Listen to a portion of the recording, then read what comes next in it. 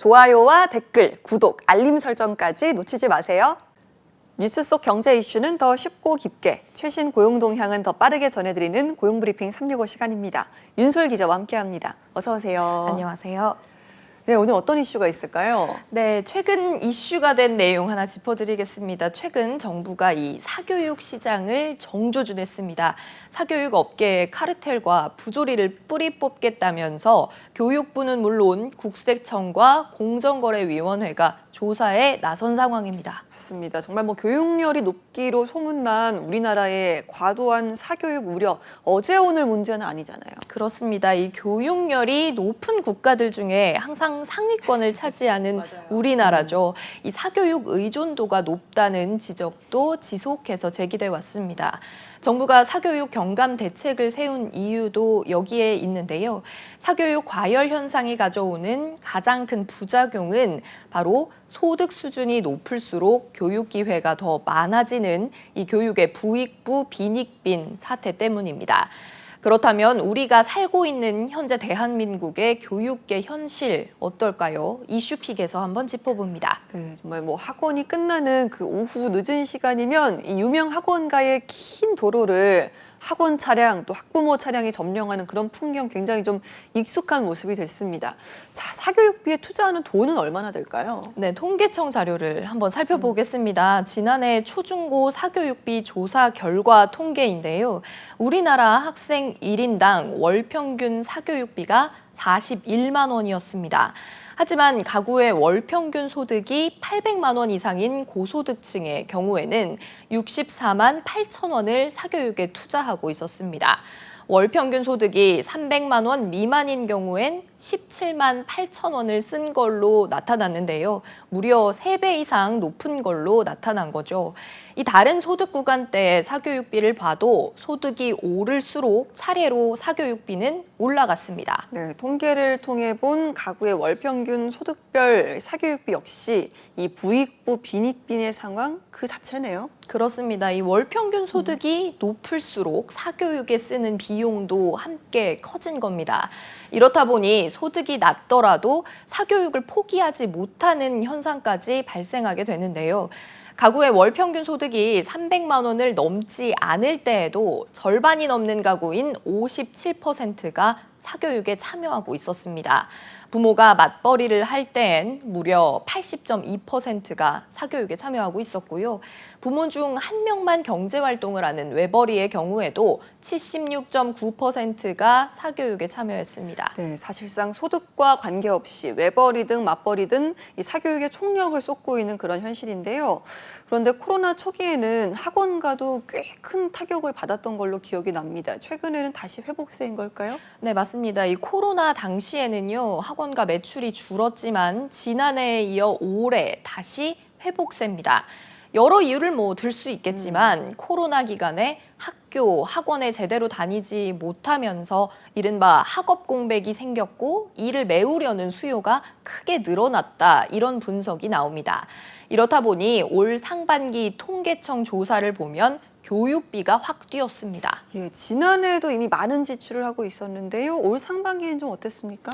네, 통계청 자료를 보면 1분기 가계소득 상위 20%인 5분위 가구 가운데에서 만 13세에서 18세 사이에 자녀가 있는 가정의 월 평균 사교육비 지출액이 100만 2천 원이었습니다.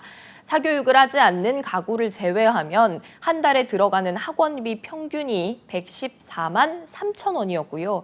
이런 학원비는 이들 가구의 월 평균 전체 지출인 653만 원의 17.5%에 해당하는 수치였습니다. 네, 이 정도면 각 가구당 소득 가운데 지출의 가장 큰 부분이 사교육비다, 이렇게 봐도 되겠네요. 네, 다른 항목들을 좀 보여드리면요. 식료품과 음료 지출은 63만 6천 원, 주거와 수도, 광열비 이런 지출들은 53만 9천 원이었는데요. 가족 전체의 한 달 식대와 주거비를 더한 금액이 117만 원 정도로 학원비로 나가는 금액과 같은 수준이었습니다. 지난해 조사와 마찬가지로 전체 소비 지출에서 의식주 비중이 높은 서민 가구 역시 사교육비 부담이 컸는데요. 소득 하위 20%인 1분위 가구의 같은 조건 사교육비는 48만 2천 원으로 48만 1천 원대인 식대나 35만 6천 원인 주거비보다 많은 걸로 조사됐습니다. 예, 그러니까 중고생 자녀가 있으면 소득이 높든 낮든 간에 이 학원비 지출을 많이 하고 있다라는 겁니다. 자, 이게 뭐 특정 과목별로도 차이가 있었습니까? 네, 과목별로도 약간의 차이를 보입니다. 과목 중 사교육비가 가장 많이 드는 과목은 바로 영어였습니다. 지난해 사교육비 조사 결과에 따르면 영어 월 평균 사교육비 지출은 12만 3천 원으로 주요 과목 중 가장 많았습니다. 다음으론 수학이 11만 6천 원, 국어는 3만 4천 원, 사회나 과학은 1만 8천 원 순이었습니다. 지역별로도 이 사교육비 지출의 차이가 좀 있었는데요. 서울의 사교육비 지출이 월 평균 59만 6천 원으로 가장 많았고 경기는 44만 6천 원, 대구는 43만 7천 원 순서였습니다. 네, 일찌감치 입시 준비를 시작하면서 이렇게 사교육비 부담이 더 커진 셈입니다. 고물가 상황에서 이런 부분은 더 큰 부담이 될 수밖에 없겠네요. 네, 지난 2021년과 2022년에 걸쳐서 전반적으로 물가가 빠르게 오르고 있죠. 전보다 학원비도 비싸지고 있습니다. 이 한 카드사의 조사를 보면요. 지난해 5년간을 종합적으로 보면 사교육비가 코로나에도 불구하고 연평균 4.4%씩 늘어났다는 통계도 있습니다. 네, 그런데 지난해와 올해 통계청의 사교육비 조사는 이 초중고생을 중심으로 이뤄졌는데요. 사실 요즘은 이 초등학교 입학 전 영유아 자녀에게도 사교육을 시키는 경우가 굉장히 많잖아요. 네, 맞습니다. 이 교육 시민단체에서 초등학교 1학년 자녀를 둔 학부모 10,000명을 대상으로 한 조사를 좀 보면요.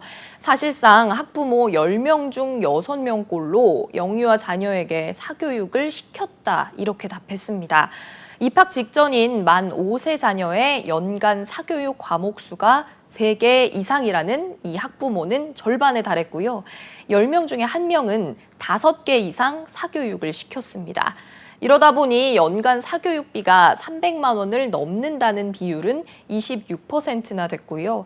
학부모 10명 중 4명은 사교육비 때문에 생활비를 줄이기도 했습니다. 네, 사실 영유아 시절부터 아이들이 혹사당하는 건 아닌가 이런 걱정도 드는데요. 이렇게까지 자녀에게 사교육을 시키는 이유는 어떻게 봐야 될까요? 네, 이유도 같이 한번 조사가 됐습니다. 이 자녀에게 사교육을 시키는 이유 1위는 역시나 이제 재능이나 소질 개발을 위해서라는 답변이 많긴 했는데요.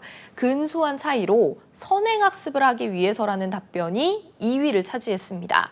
또 10명 중에 2명은 불안 심리 때문에 영유아 사교육을 시킨다고 답했는데요. 한번 질문 드릴게요. 영유아가 가장 사교육을 많이 받는 과목은 뭘까요? 과목이요? 예. 글쎄요, 아무래도 영어가 아닐까요? 네, 아까처럼 영어 이게 1위일 수도 있겠다 이렇게 추측하실 수도 있는데 의외로 과목 중에서는 국어에 대한 사교육 비율이 74.3%로 가장 높았습니다. 다음은 수학 그리고 3위가 영어였고요. 예체능은 4위였습니다. 자, 수도권과 비수도권별로도 비교를 한번 해보면요. 서울의 경우 초등학교 입학 전에 이미 83.9%의 학생이 국어 선행학습을 받은 채로 입학한 걸로 나타났습니다. 비수도권인 학생보다 약 1.8배의 높은 수치였습니다. 그렇다 보니 선행 교육을 안 시킬래야 안 시킬 수가 없는 건 아닐까 이런 생각이 들 수밖에 없게 됩니다. 그렇습니다. 자, 점점 더 길어지는 사교육 기간만큼이나 사교육비도 연일 최고치를 기록하고 있는데요.